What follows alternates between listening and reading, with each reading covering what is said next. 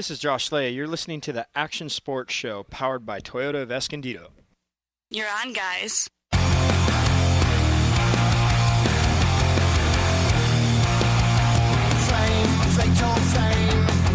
Folks, welcome back to the Action Sports Show powered by Toyota Escondido Action Sports.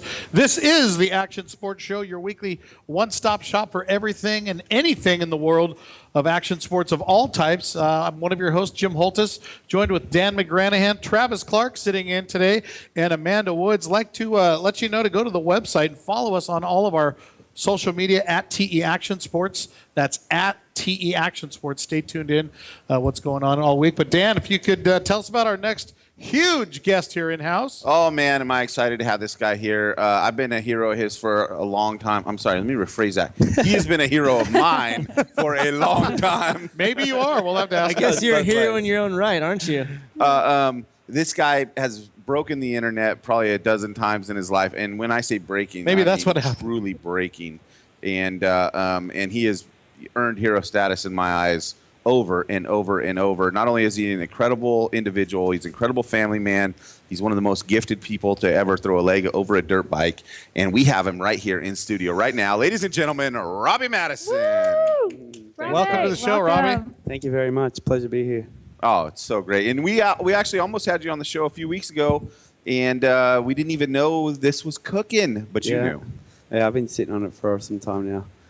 I told these guys that they must have some serious pull to get you on the show here. I mean, you've been a busy man all over the news. I was turning on the CBS Evening News last night, and there you were, and this morning, everywhere. I got a lot of respect for Dan, so once he hits me up, I was like, of course I can come down here, man. So it's right in my backyard, and finally got home. I've been up on Huntington Beach all weekend, and I was at home today, this afternoon, and I needed some Robbie time, so this kind of worked into my schedule well. Perfect Robbie time. Some Robbie time. I respect nothing more than creativity. It sits at the highest in drawer in my dresser there, and the creativity that it took for you to conceptualize, pioneer, follow through on this. That is what to me is the most mind-boggling about what you did. The athleticism it took for you actually to ride the vehicle was also incredible, and I want to get into that. But man, the creativity and just for you to pioneer this thing through and through, and even creating your own production company along the way to make it happen. Thank you. There's going to be a lot of fangirling out today, so just be prepared for that. We're all chomping at the bit with questions. But how did you come up with the idea? It's called PipeDream. Obviously, don't was Google a dream of PipeDream yours. by itself, by the way. Only DC PipeDream. That's DC true. PipeDream. Yeah. Hashtag. Yeah. The name kind of threw a spanner in the works a little bit, but we weren't concerned with it because it just made so much sense. I wanted to try and get this thing into a barrel, and a barrel's known as a pipe, and this was a dream of mine, and so much so that I pitched this idea to a lot of people, and they just laughed at me, and it was kind of disheartening. But I'm not a person who talks riddles. I'm pretty sincere, and I think when I went into pitch mode and was pitching this idea, it was tough to swallow that not everyone was eye to eye with me on the fact that I was going to do this and I was going to see it through. But the good thing is everything I've done up until now was a prerequisite. It kind of got me ready for this. Like when I told people I was going to jump onto a 10-story building and ride off it again, I'd never done that before. I never knew that I could do it. I just kind of pitched it, and when I got the approval and ESPN was on board and Red Bull's on board, I'd never done it before, and I kind of knew I was risking my life, but it kind of instilled a lot of good character traits, and it saw me through. And once I jumped on and off a 10-story building, it gave me a lot of self-confidence, I guess, but also like a good work ethic and a different outlook on how I went about things. And then that led me onto the Corinth Canal, and the Corinth Canal didn't get much exposure, but that was one of the seems so easy. things. Was it really gnarly? Because it came across like, oh, Robbie just jumped over this canal. It wasn't that big of a deal for him. Yeah, it was the most intense thing I've ever done, because when you did the calcs on it, I knew before I went into the jump that there was no way that I could make the other side. And so the best case scenario was for me to flat land on top, and that's exactly what I did. And that was a perfect run that there was a lot of times when I came in, Knowing you're going to flat that big, and you still do it. well, knowing you're going to case it on the top, Yeah. and so you case it, and then you don't want to like buck over the handlebars, and then my run out was only 250 feet, so it was like it was a scary jump. Isn't for a lot that of when reasons. you say, "Was there another canal somewhere else?" Like, I think that's most people turn around. Yeah, it was just it all fell into place for the right reasons, and that one actually I was afraid of it. I said no, and a year went by, and I was riding for Parts Unlimited at the time, and I was in the car with Victor Sheldon, and I was telling him about the jump, and he said, well, just pretend that the gap's not there and just do it. Like, I don't know what you're afraid of. And I looked at him and I thought, that's such a weird way of thinking of it. But I was like, I'm just going to do that. So I did it, and I got through that jump. And that one... Victor just rides jet skis, right? Yeah. There are no gaps in his life. But it was just the way he put it. It just made me think about it in a different way. And he said, you got to believe in yourself. And he kind of pumped me up a bit. And I mean, I could talk about that thing for a long time because a lot of stuff went wrong with that one. But after getting through the Corinth Canal, I kind of just had this. It definitely instilled in me that when I had an idea, I needed to believe in myself and not be concerned with what other people thought. And I think harnessing that part of it really saw me through the end of DC PipeDream, because even when we were in Tahiti the day before I rode the wave, even my mechanic was telling the team that there was no way I was ever riding it on a wave, and he'd built the thing, and he didn't have faith in it. So I mean, I knew something that no one else knew at that point, and he apologized, and we're still great friends. It's all good, but that just shows you how much on the fence everyone was with this. In a situation like that you have to be the front man, and that there will be people around you that will lose faith, and you have to keep pushing in the midst of that. They'll still do their job, but you can't expect them to carry all that drive, and that this will take place. That really is on your shoulders. I can't lose doubt and have someone pump me up to be like, oh, you can do it. You always see athletes like at events, and they're like, oh, I'm not sure if I can win, and they got someone in their call going, you can win, you're better than that guy, and you're like, oh, you honestly believe that? And they're like, and they have to sell it to them for them to believe in themselves. And so that theory, I had to believe in this thing through and through, 100% myself, and there was no one else there that honestly, truly, 100% in their heart felt that it was possible, but I did. And when I rode 8 miles on Mission Bay one morning, I was down there with Jim McCoy, and a couple of guys got me access to the Mission Bay, and I went and poached it early one morning, and that video is still live on YouTube. It just never got out. I never said nothing about it. It's only got like 140 views, but if you type in motorcycle on Mission Bay, you see a lady, it sounds like she's looking at a UFO landing or something. It's crazy. She's like, it's a motorcycle on the water. So let me ask, so how many times do you actually go out into the ocean? And what happened? When you eventually ran out of gas, did you stop, or did you make it back to land, or did you have a boat out there? Scenes. Yeah, because there's different scenes, floating different barge. waves. I saw the floating barge. Do you actually make it to there and run out on that, or? Yeah, so we have it behind the scenes that we're trying to figure out what to do with right now, because if I'd have spoke a week ago trying to sell it, no one would have bought it. I couldn't have paid someone to take it. But now that it's hot property, I'm hoping that we can sell it to someone and we can tell the story to the world and have a good platform to tell it. But in saying all that, it's going to the ocean was a huge challenge, and it was something that I thought might be easier. I fell in love with this project so much, I went and bought myself 2 jet skis. I bought one here in the US for testing, and I bought one in Australia for when I was on holidays. So whenever I had downtime, rather than go and riding a dirt bike to have fun, I went and rode a jet ski to force myself to work out how the water moved, and just to really kind of like just cement it in,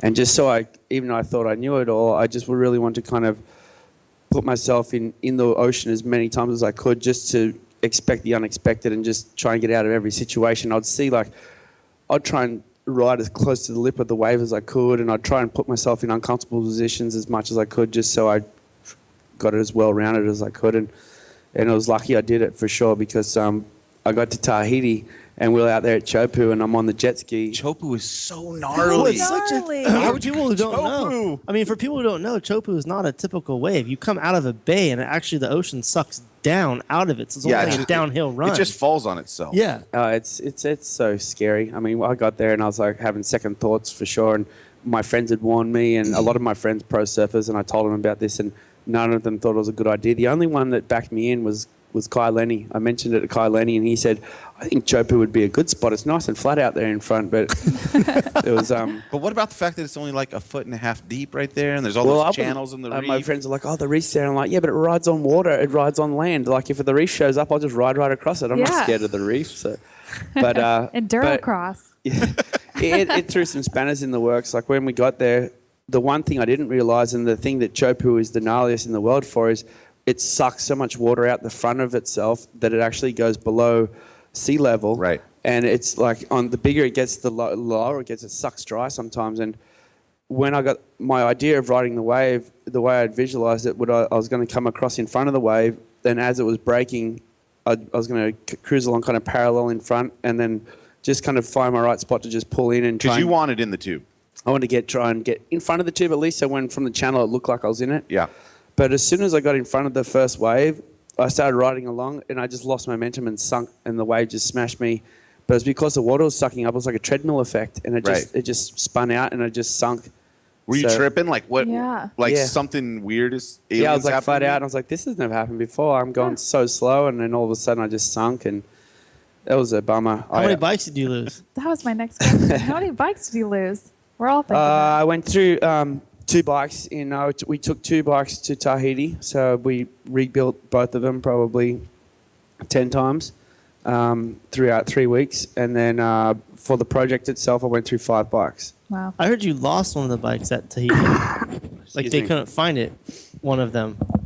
Yeah, we the first bike that I sunk at Chopu, it went across the reef and it got pushed into the bay, and we lost it for probably 15 minutes, and then Raymana was like, hey, I found it. So we got that back, and then the big wave at the end at Papara, when it hit me, the film ends, but in actual fact, that wave took me down, and I went missing for 4 minutes, and it was like I literally gave in the will to live, and I lost, like, I was out of breath, and by some act of God, I came up and took a breath and made it. And when I got back to the boat, Garth Milan, who we're all familiar with, was in tears, and all the guys who I'd only just met, I obviously know Garth very well, but the other guys were part of the DC skate crew. Even those guys, the looks on their face was just like, they did not look well. They were very disturbed, and everyone was upset. And I was like, oh, I don't want to see my wife right now. She's going to be very unimpressed. But I got out of that after about 4 or 5 minutes of being missing. They found me, and then they dragged me onto the ski, and when I went back to the boat, and I just laid on the floor and I sobbed like a little kid. I was like a baby. I was literally in tears. I'd honestly given up the will to live, and then I was alive again, and I was like, what the hell? And then it was just like so overwhelming, and I didn't really actually need to go and ride that wave. I chose to do it because I wanted to make the film as impactful as possible, but the bike went missing for an hour and a half, and then I have an onboard air tank and an avalanche bag system, and when I was getting tossed around the reef, it opened the valve up and it filled the airbags and it floated back to the surface, and they said that they would arrive around the jet ski just searching for the, not giving in, and then eventually the bike just popped up next to him, and they're like, here it is. So it was totally destroyed. I read about this a little bit. So a 1-wave hold down at Chopu, that's heavy. A 2-wave hold down, crazy heavy. This was like a 3.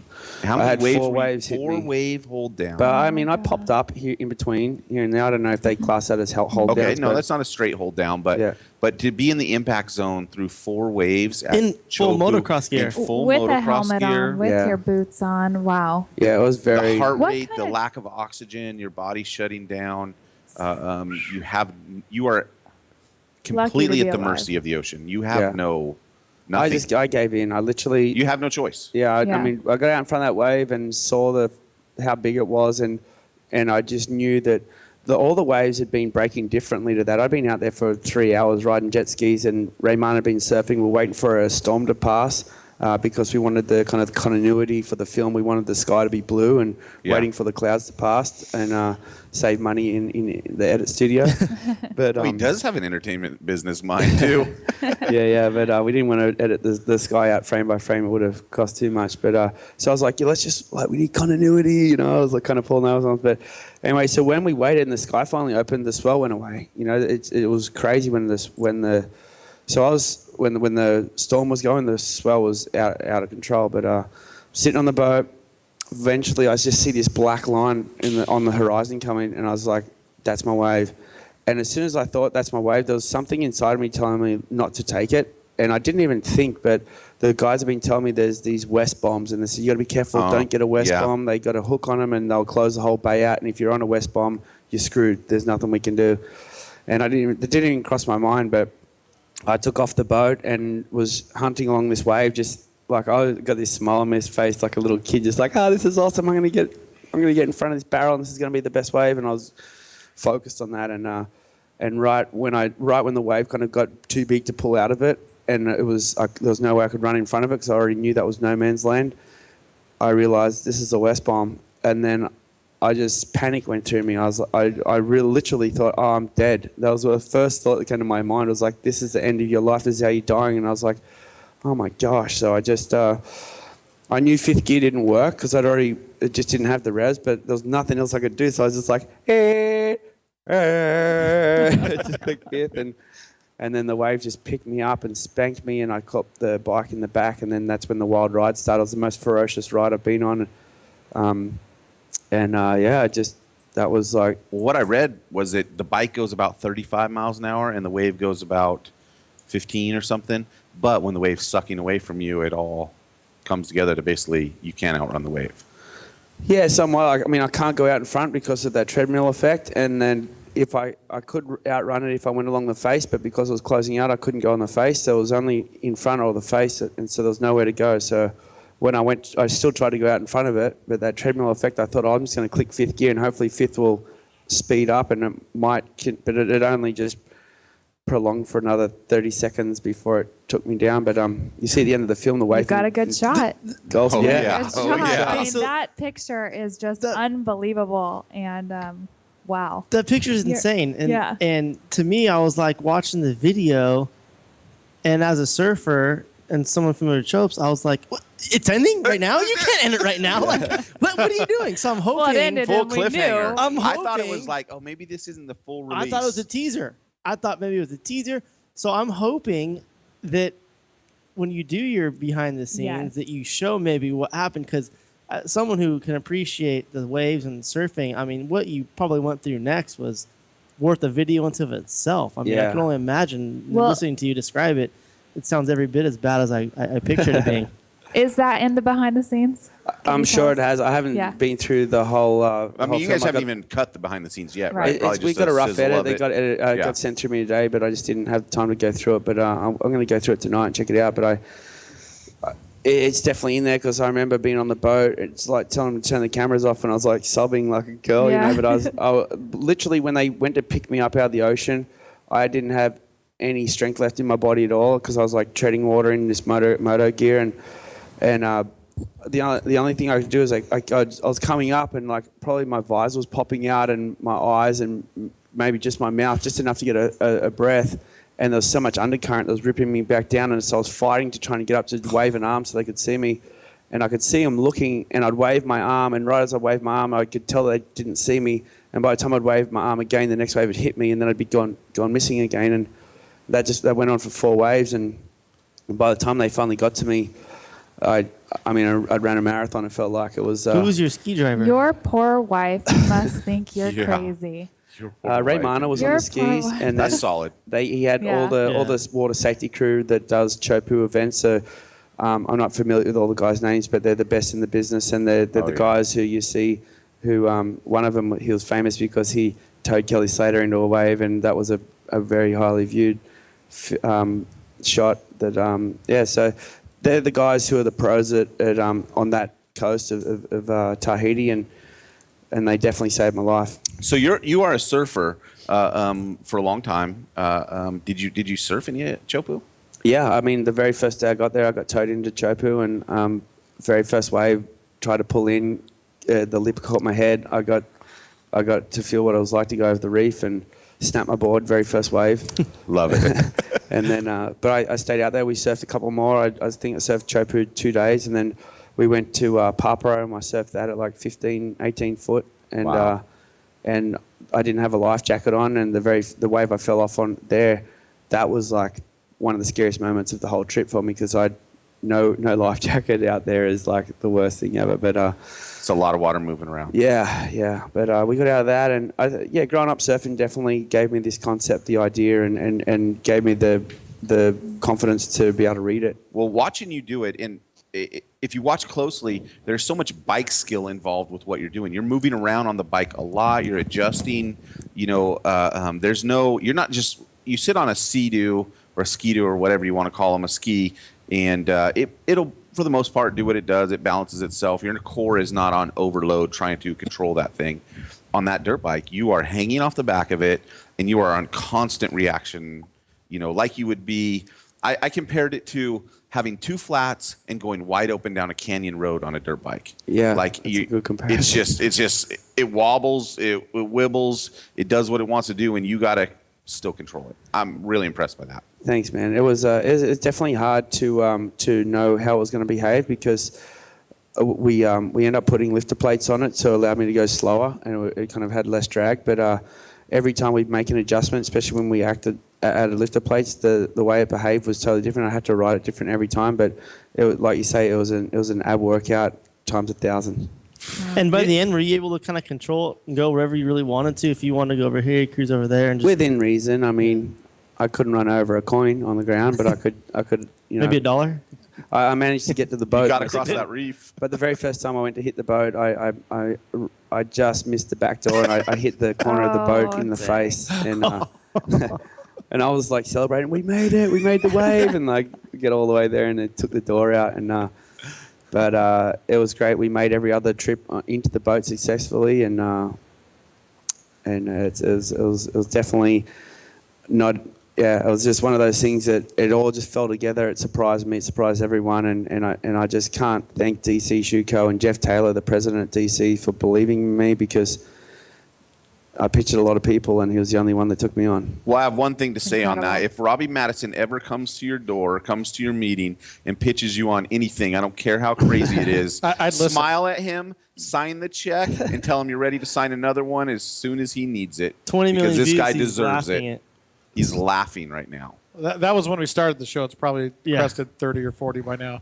But what's crazy is we're sitting here talking about little adjustments that he made to the dirt bike, and when we're talking about going through the ocean and on way, it trips me out. I haven't heard a story. I haven't sat in awe of someone telling a story in a long I time. know. I'm literally like, I could talk to you about for hours. I'm sure you're over talking about it, but Oh, I haven't that's been good. this enthralled in something in a long time. So kudos to you. Now we got a lot more questions. We got to take we one more do. break. We scrubbed one of the commercial breaks just so we could ask all these, and so much more when we come back. Robbie Maddison, ladies and gentlemen, we're going to take one more break, and then we'll talk to Robbie throughout the end. The Action Sports Show, powered by Toyota Escondido Action Sports. You better not go anywhere. Hang on.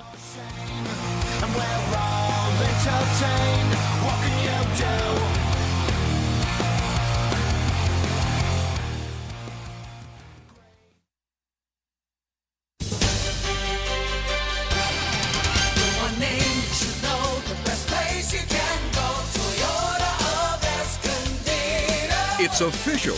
Once again, the truck pros at Toyota of Escondido sold more new Toyota trucks than any other Toyota dealer. That means more smart buyers like you trusted Toyota of Escondido's Truck Center to find them the right truck for work or play. Toyota of Escondido. Toyota of Escondido. It makes sense to buy from the truck sales leader.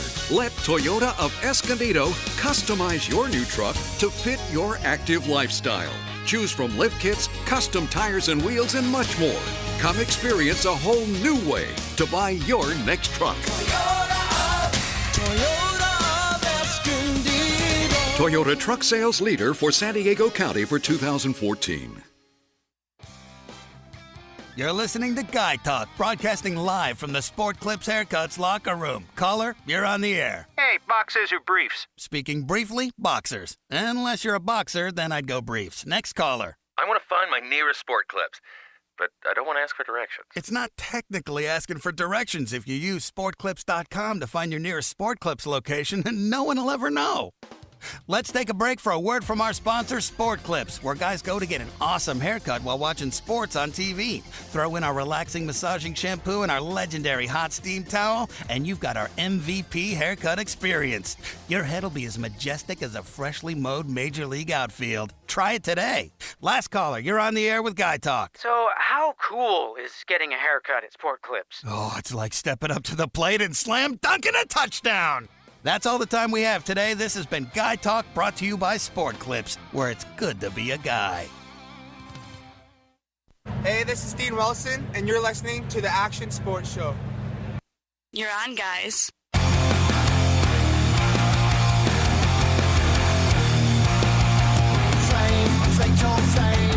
All right, welcome back to the Action Sports Show, powered by Toyota Escondido Action Sports. I'm one of your hosts, Jim Holtis, Dan McGranahan, Travis Clark, and Amanda Woods. We're sitting here talking to Robbie Maddison on launching the PipeDream video. This thing is absolutely amazing.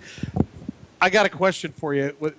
Looking at the video and all these other folks that are in the ocean, and you just come blasting by on a dirt bike, and you kind of see the double take. That was real, right? Yeah, 100%.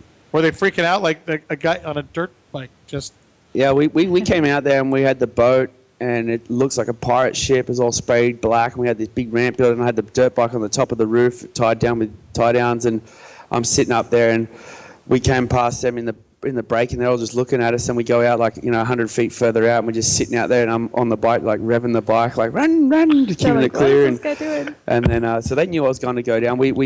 Ray Marner went over there on the jet ski and spoke in French and told them all, that I was going to come through there. But Mikey Taylor, pro skateboarder, he was out in the break just to be one of the guys to let everyone know when we were going to come through, and he had a radio on him. So they radioed Mikey, said, all right, Mikey, he's coming through next wave. So he's telling everyone in English that I was coming, but he didn't realise that they probably didn't They all spoke French. know what he was saying. Yeah, they all spoke French. So What is this guy doing in the water on a radio? But they knew for the most part, but they just didn't think that they realised that I was going to come through in the lineup. And I came through there like a bat out of hell, and I was aimed straight at the surface. And I see him kind of lay down and start to paddle, and then all of a sudden that paddling just turned to ferociously kicking and paddling. And when the wave's launching? Yeah, as I was coming in, and I was trying to get right to the lip of the wave and into the power of the wave so I could get off the gas and just kind of surf it. And I remember running over one of the guy's leg ropes, so I was close. I was going to say, it sure looked close. Yeah, it did. super close. You could actually surf the wave. You could lay off the gas and kind of go.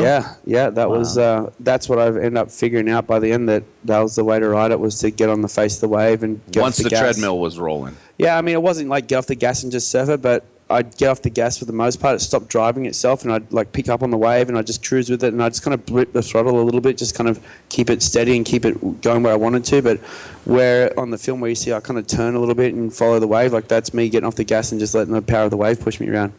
That's totally cool. So a big question I think that is on a lot of people's minds, can you jump this thing? Can you head straight out of wave and jump the back? What happens when you try to air it? I know you at least tried.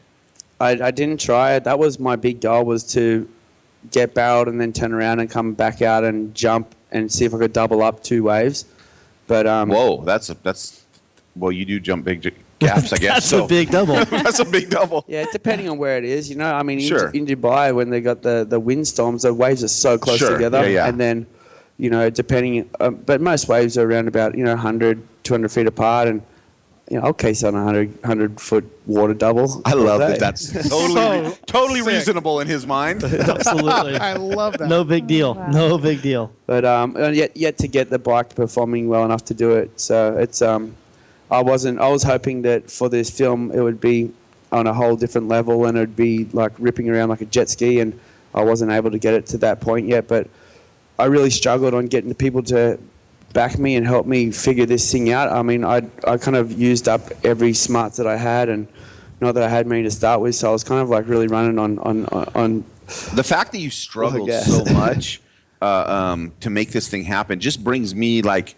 more appreciation for it, frankly. And when You're Behind the Scenes does release, that's gonna, I think, bring a lot of people into the real appreciation for you, the character it took, the individual dedication it took to seeing your dream through. That's such a powerful story. Yeah, thanks, mate. It's been a wild ride. I mean, I got actually hurt on this thing a couple of times. I just caved my shoulder. I broke my ankle. Had a concussion, and that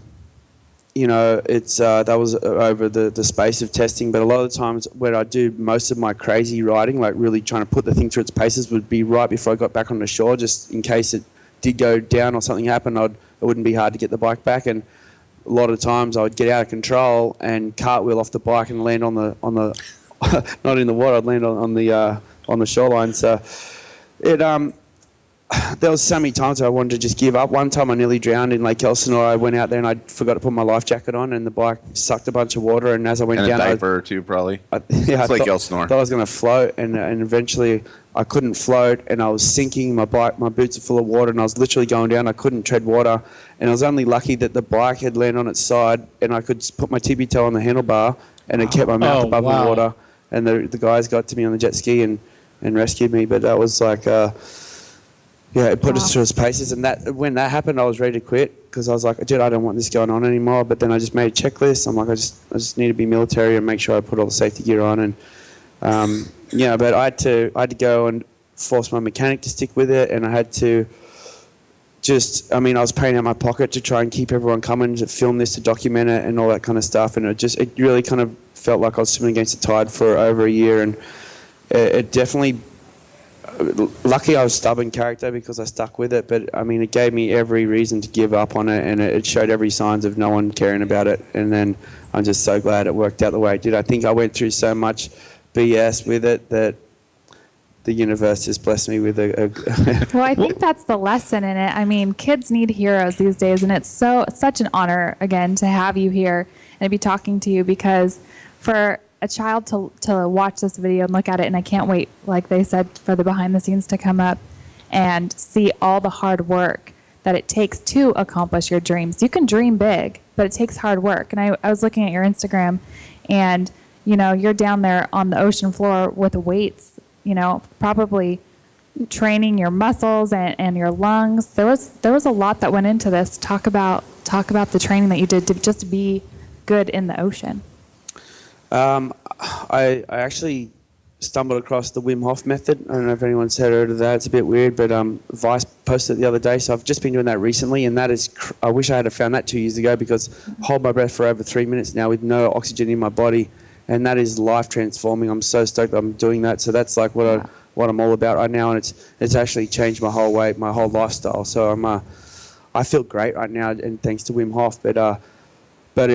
I mean, I was doing a lot of breathing, and I didn't really know what I was doing with the breathing techniques. I mean, I know that there's advanced breathing classes, but I'd never been involved in any. So I knew a bunch of guys at Red Bull who had done it, and I was trying to get in on it, but never had success. And I hit up Ian Walsh, and I kind of questioned him and made some notes on what he'd learnt on his advanced breathing course, and it definitely improved. I was able to expand my lung capacity, and a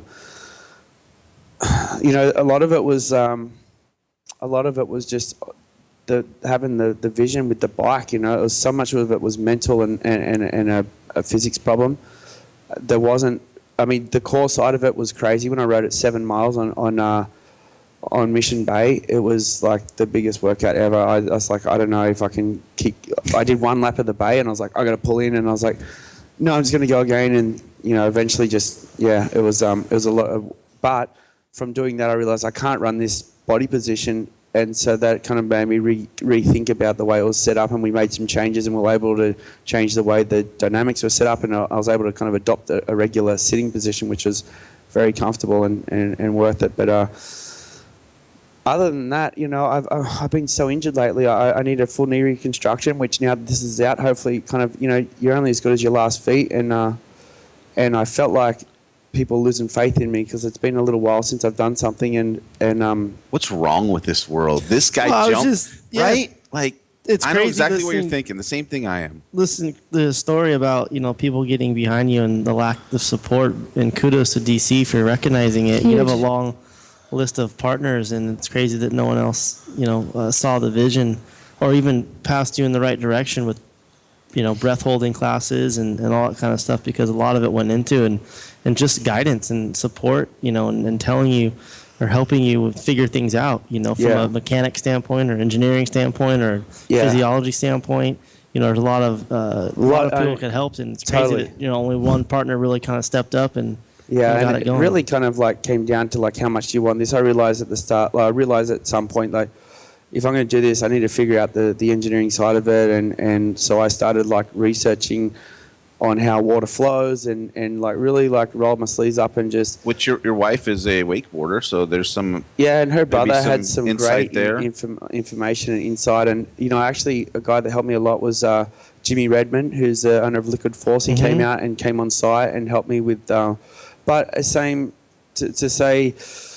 He'd never ridden a motorcycle on water either, and it's not the same setup as a wakeboard. It's got different physics going on. You're not getting pulled from a rope, and there's the drives in a different spot, so everything changes. And the only way that I started watching Jimmy work on it, and he was just doing trial and error as well. So I was like, well, I'm just going to have to trial and error everything. So it kind of made me realize. But I had Jim Zarnowski, which is my old boss's, my old manager's cousin. He's actually the guy who designed the Penguin drive system for Hobie kayaks, and he works for Hobie kayaks. So he's a water, brainiac and a hydro engineer, and he was able to teach me about thrust angles. And once he drew me a diagram on how thrust angles worked and what happened when I raised it, because I never knew what was actually going on when I raised the ski and lowered the ski. I knew it changed it, but I couldn't really figure out what was going on. And so he explained to me how the thrust angles worked, and when I changed the ski heights, what was actually going on.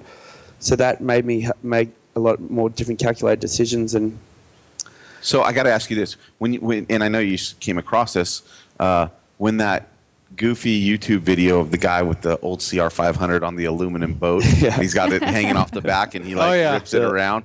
Was that inspiring for this at all? Not at all. It really upset me. I was going to say, he probably thought people were going to steal his idea then. Yeah, exactly. Like, and that was one thing I was stressing on. I'm glad you mentioned that. Are there other people doing this? Yeah, well, like I didn't want to tell too many people about it, and then when I was working on this, I seen Nitro Circus guys go and put a ski on the front of their bike and try and ride across the dam. I was like, oh no, they're going to put a ski on the back and figure this thing out, and luckily they never did, so it was just great. But I think even if they'd have tried it, they probably would have started. I mean, it took so get there, much. yeah. It took so much to make it work. Like Nobody was going to do this if you weren't, man. Yeah, it took a lot, but yeah, it's just been a wild ride, and I got to really thank Buddy Morgan. He's an old-time mechanic from the motorcycle industry, big long history with Pro Circuit, and him and I worked on this thing. And Matt McCall, who runs and operates Palo Raceway. Matt McCall is a solid Trick Factory Matt. He's a great guy. He's smart. Amazing individual. So it was the A team was Buddy Morgan, myself, and Matt McCall, and then. I had a couple of other guys here and there that, the guys from California Skier, Chuck and Mike Boyle, they were down there and they kind of gave me the idea on lift plates and stuff like that. So there's been some very humble and nice guys in this Inland Empire area who have helped me out and really kind of had my back, and thanks to those guys for keeping it quiet for me. So is that thing hydraulically operated for adjustment, or is it static placement? It's static placement. I wanted to try and get it hydraulically adjusted, and that was one of my big ideas, but to get the funding to build that was just something I couldn't do. Have something on like a toggle switch, like a trim tab or something? Yeah, that's why I want to be able to trim the ski. So, because at high speed, the ski needs to be low, and at low speed, the ski needs to be high. So, it'd be nice to be able to play with that, for turning or whatever have you. But yeah, it's just been. So when do you take it back out again? Well, he said a very key word earlier. You're saying something, then you said yet. So the mind's already going. I had a great conversation today. I'm so excited that things are progressing the way they are, and it's I'm definitely like. There's not an easier sell than in the situation you're in right now, bud. Yeah, I know it's great to have this now from the struggle I've been through to now be able to move forwards freely and have people actually finally jump on my side and not laugh at this idea. It's a blessing, but it's well deserved. Thank you. Deserved. We're going to Catalina this weekend if you want to ride out there. I'll meet you there. Yeah. How long would it take you to ride out to Catalina? 26 miles. You know, 26 miles, I could do that on tank. Yeah, there you go. I could do that. But you know, the one thing that definitely changed this was the conditions. A lot of it works on water density. So the salt water made it run a lot slower because it's less dense, but it's got more flotation, but nothing on this thing floats. So the flotation didn't actually aid at all. The best it ran was on cold, fresh water. And then the conditions too. You know, I know Catalina gets very choppy, and I probably wouldn't make it. But yet, you know, we're going to change this thing so I can. It's got to be able to handle all conditions, so I can just motor my brains out on the water. But So what do you call the thing? I like someone on the internet. I've been like thinking like the Jesus bike, whatever, because it goes on water. But someone mentioned the motorcycle, and I thought that was awesome. Motorcycle. That's awesome. That is very cool. Somebody better grab that URL. Well, it's interesting with the. Someone's going to license it right now. You're done. You're done. The Instagram is Get your gone. agent on it. Yeah. When does the series start? Is what I want to know. I don't know. I had some great conversations today Motocross? with some guys who are involved in some huge TV shows right now, and going to go meet with them next week, and hopefully we can start talking some proper conversations, because it's going to be nice to not get laughed at finally. Well, tell me a little bit about that. Production company, you started your own production company to make this happen. You gave yourself a lot of control along the process with a new partner, I believe. Give me the lowdown on all that. Well, I started Robbie Maddison Entertainment, RME. I have two full-time employees. I have my producer, director, who's Johnny Broy. He's producer and director of the recent film On Any Sunday, The Next Chapter. So he was producer of that. And just a solid guy. He produced a lot of TV content for Red Bull X Fighters, and that's why I met him, was on Red Bull X Fighters, and he helped launch Red Bull into Australia back in the day. But we just have a good vibe. He's a very down to earth guy who's humble, and that side of us, him and I connect well there. And we're not after, like, he's got one thing that we run in our company is, like, there's no egos, right? So it's just like you have to be able to say it as it is, and keep it real, and just so he's working super hard for me right now, and he's helping with a lot of good input. And then also my manager Carl Harris has got he's definitely involved in it in some capacity. I mean, he's not putting his hand out, but he's just like helping us make some right decisions. But it's in this day and age, everyone wants to own everything and have control, and a lot of the times that's how you monetize it. So we need to be able to have some control to be able to not like what Dominic Cruz is talking about, becoming just getting pushed around by the big guy, So, well, imagine if your company had been the entertainment group behind the Arc de Triomphe. Oh man, the paycheck would have been I would have been retired. Bigger. Yeah. He's got some ideas. Wants to do some things. Maybe if he gets some other bikes going on, they can like. Oh, I'm sure he has ideas Joust. galore. Well, it's interesting. You talked about creativity and how important it is for you. He's a great example of an athlete who has a vision and a creative mind, and you couple that with talent, and that can be a huge recipe for success. No doubt about it. You look at Ken Block, Jim Connor, BJ Baldwin, Recoil, or athletes that have a vision and have that creativity aside from the credibility on the track or on whatever they're doing, but to be able to do off-track stuff and come up with ideas is really, really fun to watch. And the really beauty of both those guys is they could write their own check to make it happen if they wanted to. But there's a lot of good examples out there. It's not like you're rolling up broke, but you did have to blood, sweat, and tears a lot of this also. For sure, it's been a struggle, but bootstrap it. Yeah, but when there's a will, there's a way, and I'm a firm believer in that. And fortunately enough, I had enough to be able to get it through to where it was. And once DC kicked on board and started helping out, it definitely made things a lot easier. But there's a lot of good examples and guys who I look up to, like Ken Block and Rob Dudek, and there's a heap of guys out there who are kind of in control of their own kind of stuff and moving forward as athletes. And so, what is something creative? Dudek has Street League. Would you do your own freestyle contest series? What would you do? What would Robbie I would love do? to. I mean, with the freestyle motocross thing, it's and I feel all action sports, the subjectively judged thing is what's killing it. And and I think people like ESPN and X Fighters and that aren't fixing the problem, and the more events they have, they're just doing themselves a disservice. The more that there's unjust results and I have a worked out judging system already done that fixes all that. Well, that's great because I think that was a loaded question then, wasn't it? I've been working on on a judging system as well. That's kind of like Tony Hawk's skateboard. Remember the first one you play, every time you did a trick, it had a certain value. Yep. And then that's how this one is. And exactly. it's based off of a diving formula. Yeah. And it's basically a set value, and then there's a deduction rate.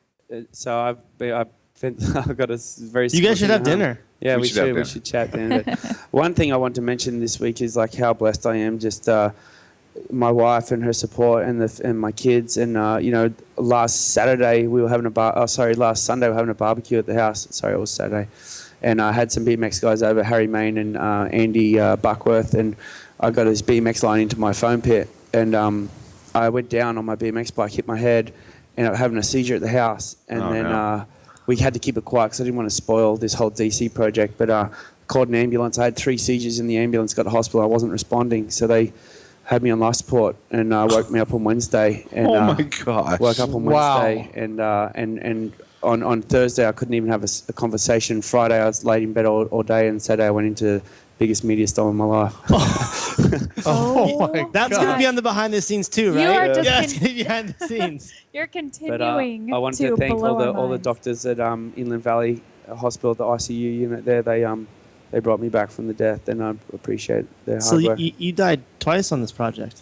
Yeah. Wow. It's been crazy. Well, almost 3 times if you count Lake Elsinore. That's true, Lake Elsinore. That's true. Lake Elsinore scared me. He definitely counts Lake Elsinore. Yeah, he counts Lake. Yeah. Oh man, I'm watching the jet ski ride around, and the wake of it's green. I'm like, but it's very low right now. Hopefully, I mean we've been getting some crazy rain, which is really weird for around here. But hopefully, the levels of all the tanks start raising and makes life a bit easier for people in Southern California. Yeah. Puts out some fires too. Yeah. What do your kids think you do? If someone says, "What does your dad do How for old are work?" They're almost 5 and almost 2, so 4 and 1. What do they say? I've been trying to explain it to Cruz because he's my oldest. He's 4, and he says he has some random questions on work and what it's about. And when I'm trying to explain, like, Daddy's at work right now, but I'm at home, and he can't understand why I can't go and throw him into the pool and why I've got to sit at the kitchen table on the computer, and that takes a lot of energy because they're running around and I'm trying to micromanage and without losing the plot of where I'm at, but I've tried to keep the balance, and it would be much easier if I could just go somewhere else for 10 hours and then come back. It is better going to the office or work, so when you're home that you can be dad, not I'm on the phone. Yeah, and I end up, Australia is 8 hours behind us, so especially when you're a global dude, that gets really tough. A lot of my days start at 6 a.m. and I don't go to bed till 1, 2 in the morning, and I'm working the whole time and trying to balance the kids, and and so I was trying to explain to Cruz what Dad does for a job, and it was great that this launched because now I can fly. I said, see, Cruz, this is what I've been doing for 2 years. This is Dad's job, and this is what I've been doing. When I say I go to work and I'm going to Lake Elsinore, this is all the testing, so it's helped him kind of grasp it. Has he been walking around with his phone showing all of his friends, this is my dad, this is my dad? Yeah, it's funny you say that because he's 4 and he does have a phone. Yeah. I was going to say, yeah. Jeez. Spoiled. Well, a whole new world. You've done all this crazy stuff. But now it's time to take Amanda's Fast 5 challenge. Craziest Are you 5 ready minutes. for this? I don't know. Let's see how we go. I'm ready. Okay, I got a couple questions for you. Surf or moto? Surf. I'm surprised you didn't say both. I thought you were going to say both. Surf. Okay, cool. I like that. Your favorite place to film? Favorite place to Chopu. film?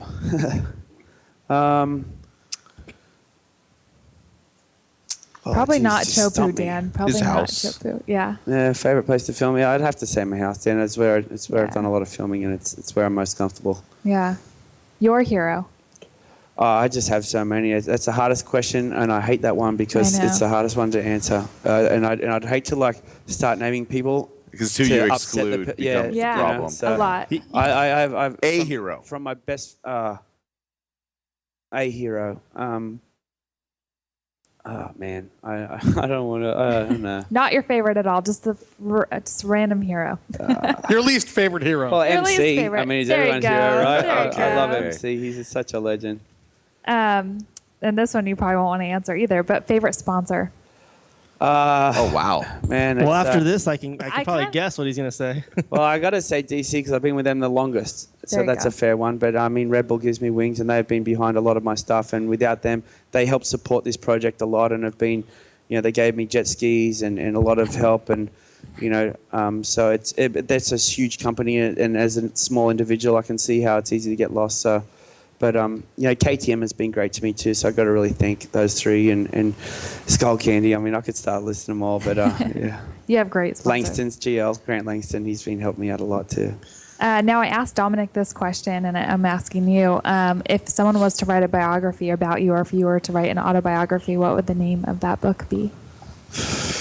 Mad Dog. I don't know. Mad Dog. I think that's a good one. That's just off shooting from the hip. I didn't even think about that. So Next stunt. next stunt is to get barreled on this bike. Nice. Yeah, I'm definitely getting barreled. I know it's possible, and I know what I have to change on the current setup to make it work a lot better. And I'm hard at work trying to get that figured out as soon as possible so we can get that shot. Yeah, how steep of a drop do you think this thing could handle once you get that ability to adjust, especially quickly, the skids?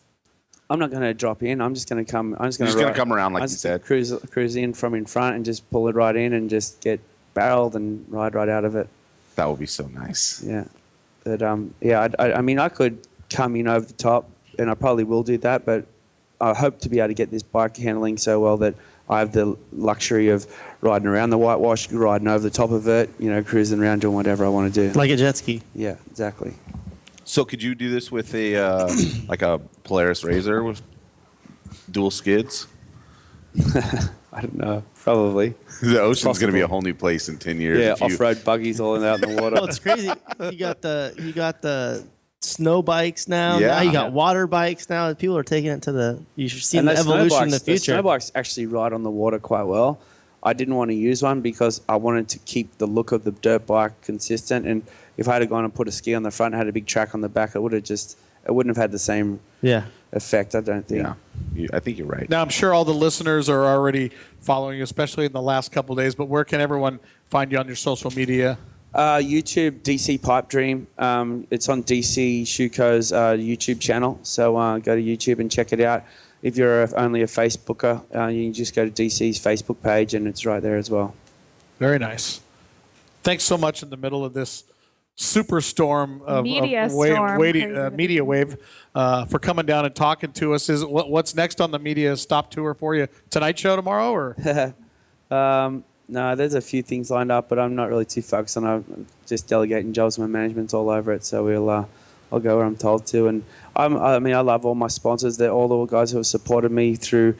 Like I said before, it feels like I lost momentum there for a while, and there's been a lot of people that have stuck by me. And the legends at Langston's Motorsports have helped me out with bikes. And KTM USA has been a huge supporter. So all those guys that have been helping me out, Bell Helmets. There's a lot of people like VP Race Fuels that are up here in Temecula. They've been Bruce Hendel. Those guys have been really amazing. So everyone that supports me who's on my program, I'm just really got to shout out to them. Were the bike guys like, you're going to take a new dirt bike and ride it where? Yeah, it was hard to try and just sit down and try and tell the people at KTM that what you're going to do, and they're like, I don't think that's really what we want to show, sell our bikes based on. But any exposure is good exposure, right? I hung out with Grant Langston all day today, and we talked about your deal. He is so blown away by what you did. And it was at Surfercross, an event that this bike needs to make an appearance because it could be called Surfercross, this bike. We got to let you go here. Matto, thanks so much for coming down. Such an absolute pleasure. And thank you and Dominic Cruz and all of our guests for coming out. Travis, thanks you for coming down and sitting on the host panel. Great job, man. Thank you for having me, guys. Thank you. This guy is amazing. He's a smart dude. He is. I want to thank all the fans for listening. Don't forget to check us out every Tuesday, 6 to 8 p.m. Go to ToyotaEscondido.com or TheActionSportsShow.com for more information. Follow our social media at TEActionSports. And don't forget, you can download the podcast now on iTunes. So from everyone here at the Action Sports Show, hope you all have a fantastic week. See you here next Tuesday, same time, same channel. Have a great one. On board KCAA's Inland Talk Express. KCAA, Loma Linda, 1050 a.m.